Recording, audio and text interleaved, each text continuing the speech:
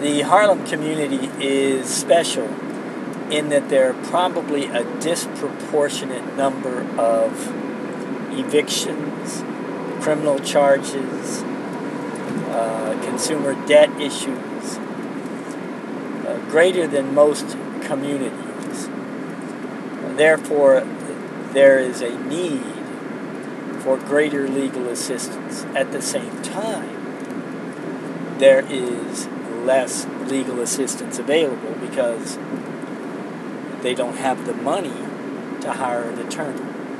Now, there are legal organizations which provide free legal work. In Harlem, that consists primarily of legal aid, which represents criminal clients, and they're good. And but anything on the civil side has to turn to legal services corporations.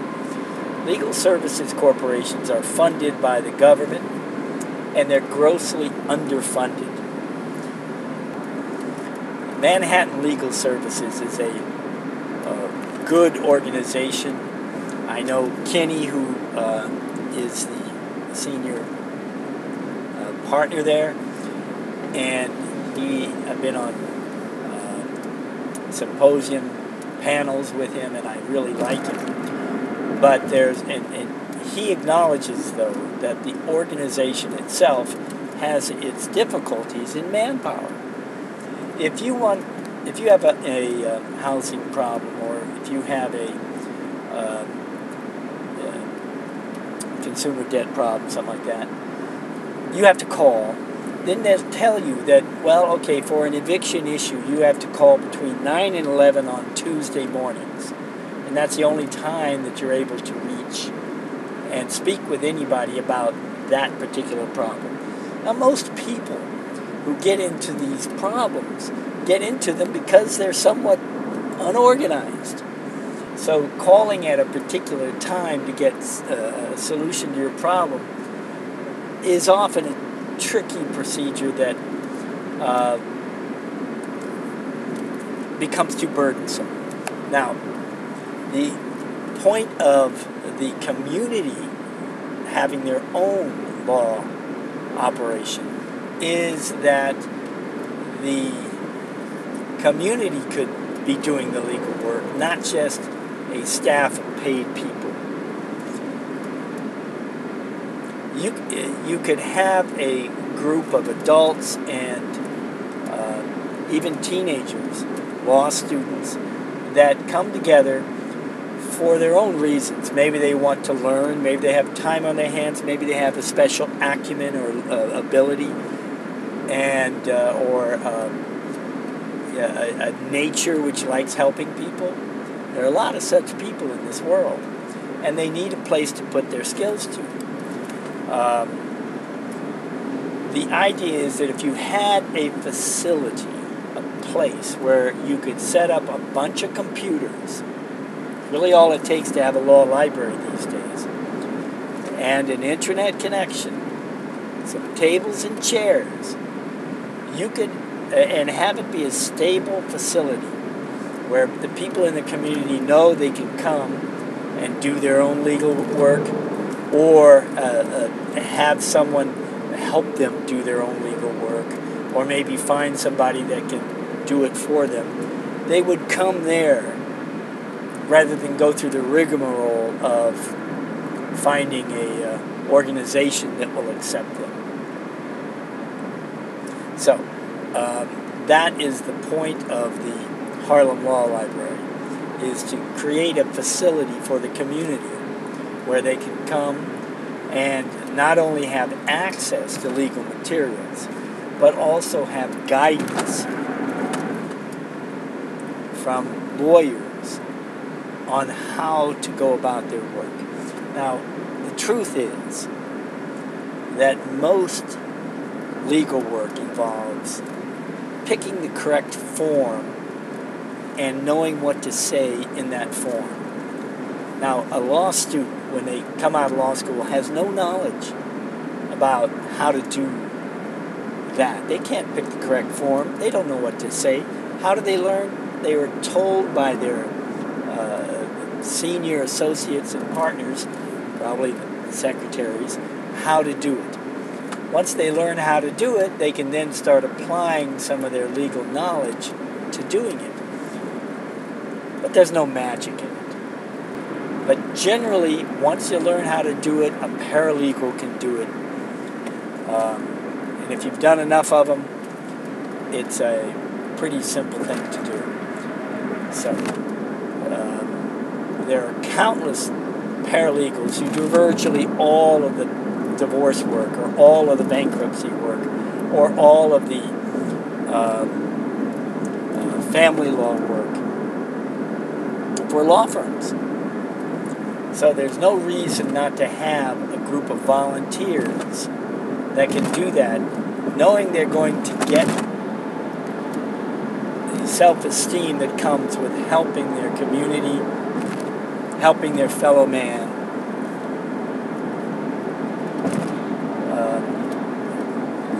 solve a problem. So that's what the law library is about. Now, Cornelius, everybody has a particular skill that they can bring to it. Cornelius is the public relations man, the organizational man. He goes about raising funds, finding participants, working on finding a facility, and his role is very, very important. Before we met Cornelius, we were on the street helping people with their legal problems on the street in Harlem. That's how we met Cornelius. And then we instantly saw that our work was seamless. Our work was the same thing. He was doing something that we recognize as being invaluable to the Harlem community. And we're doing something that he sees is valuable to the Harlem community. Together, we can accomplish and really have something to offer. So that's what the Harlem Law Library is about. First, finding a facility, and second, staffing it with legal research skills for the community, and third, providing guidance to the community as to how to solve their own problems. Now, what are the benefits of that? Well, imagine, if you could, a number of students from each school that may have an interest in a legal career, or maybe they have an interest in a family problem, or maybe they have an interest in